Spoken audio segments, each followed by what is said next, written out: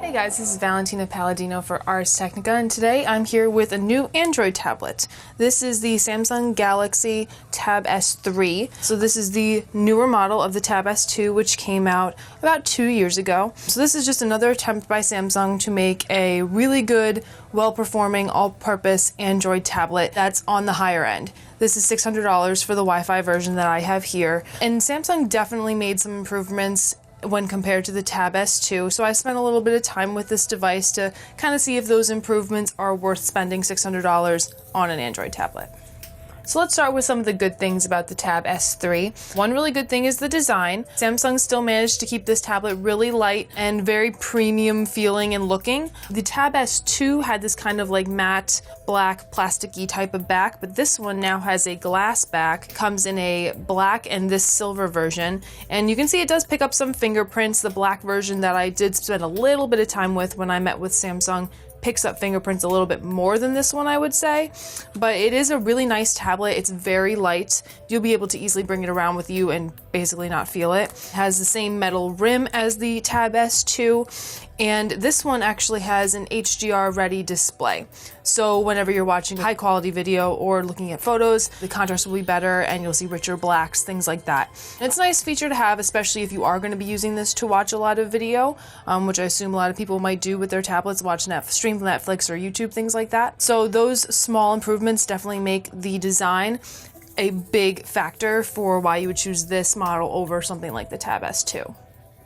Another good thing about the Tab S3 is that it comes with this improved S Pen. So this one is kind of rubberized and has a super small, super narrow 0.7 millimeter tip that can sense about 4,096 levels of pressure sensitivity, and has this one singular button over here that helps you with menu options and things like that, and also is an eraser when you're sketching and all that stuff. I really like that it comes with this. It's included in the $600 price tag, so you know you're always going to get this if you buy this tablet. And it is a really good stylus. And what I found is that unlike Samsung's Chromebook Pro stylus, which has a software that kind of limits the latency, this you will notice a little bit of like a second lag when you're drawing or sketching or writing, anything like that.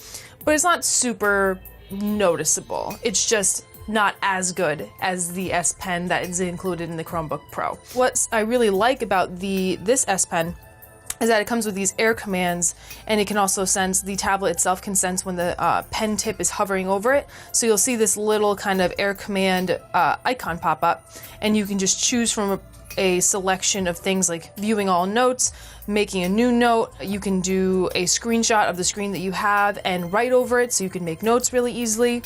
One of my favorites is the translate one, where you can kind of hover your pen's tip over a word and it can be automatically translated for you in a different language. So all of these kind of really quick commands that you can get to here using the air commands and the S Pen are really useful depending on what you're doing. And if you're someone who likes to take a lot of notes with a regular pen, you're really gonna like this S Pen. Another really good thing about the Tab S3 is that Samsung added a couple of features that are specific for Samsung users, those who already have something like a Galaxy smartphone. One of the best ones is Samsung Flow, where you can connect a Galaxy smartphone to the Tab S3 and you can receive your notifications that you get on your smartphone to the Tab S3. And those really go for things like text messages and calls. You'll be able to, with a text message, respond from the tablet without having to get out your phone. So that's really convenient.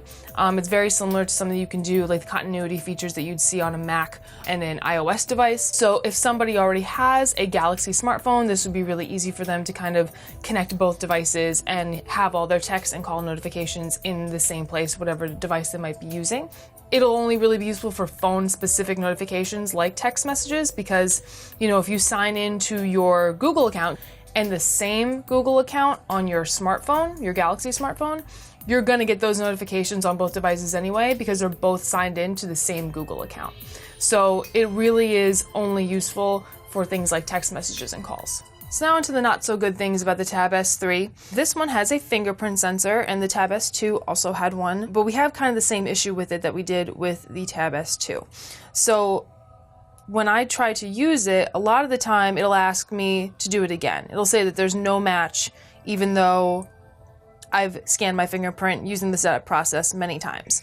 What they try to do is that they'll ask you to move your finger in a different kind of orientation, sideways, straight up, whatever. But in my experience, that didn't really help, because at least half of the time, I was always asked at least one more time to try to use my fingerprint to unlock the device. It never really worked the first time. Another not so great thing is the keyboard case that you can get for the Tab S3. So I will say that the keyboard case is not super terrible. It's just a regular kind of tablet keyboard case, very standard looking, but it is really cramped, and that's the problem with it. So when you put it here, it will kind of keep your tablet up like this.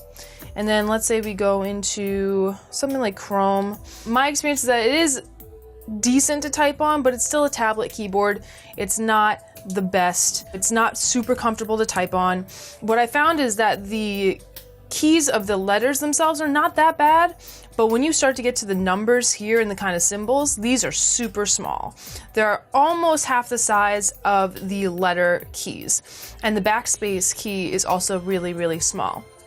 So when I was typing articles or typing little notes to myself, you know, if they're short, I can kind of just do it at my normal speed. But if there's any type of number involved, if I make a lot of mistakes, that's where I run into making even more mistakes, because this row right here at the top is super, super small.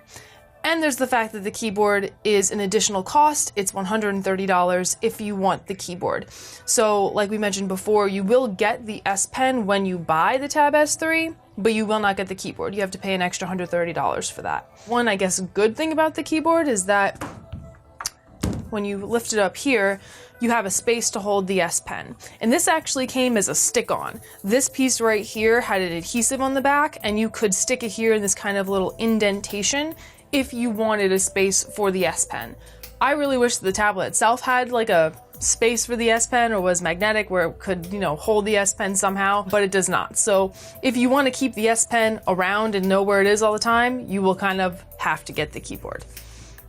And the final not so great thing about the Tab S3 is its price. So this Wi-Fi model is $600 with the S Pen. And if you wanted to get the keyboard case, that would bump you up another extra $130. So it would be about $730 for the whole thing. And that's really expensive.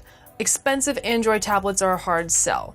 It's a fine device, the performance is decent, and the battery life is decent. On our Wi-Fi tests, it averaged about 7.5 hours, so it's okay, but it's not as good as something like the iPad Pro. You will only have this Tab S3, the 9.7 inch model to choose from. There's only one model that you can get in terms of size.